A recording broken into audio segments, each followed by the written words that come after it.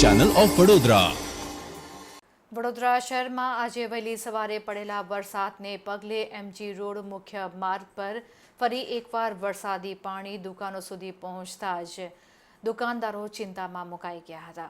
શહેરમાં આજે વહેલી સવારે મેઘરાજાએ પુનઃ ધમાકેદાર એન્ટ્રી શરૂ કરી હતી, જેને કારણે સમગ્ર શહેર ફરી એકવાર પાણીથી તરબોળ થયું હતું।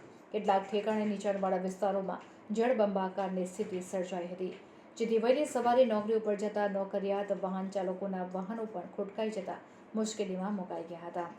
આજે સવારે વરસી રહેલા વરસાદે ફરી એકવાર બુધવારે વરસેલા વરસાદની યાદ તાજી કરાવી હતી। જો કે હવે અતિશય વરસાદને કારણે નગરવાસીઓ ત્રાહિમામ પોકારી ઉઠ્યા છે અને લોકોની જાનમાલને નુકસાન થઈ રહ્યાની બૂમો પણ ઉઠી રહી છે।